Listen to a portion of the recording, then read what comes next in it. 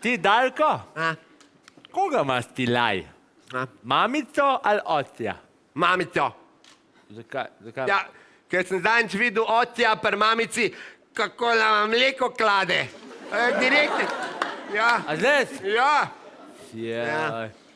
Pa saj oci je tudi v ledu. Tudi je v ledu, ja. Ni v ledu. Ja. A? Tudi je fajn. Meni je v ledu. Ja. Zdaj, a veš, kaj je zadnjič pelil v bife za dojenčke? Ja. Tam, ko so vse mamice zgole vles.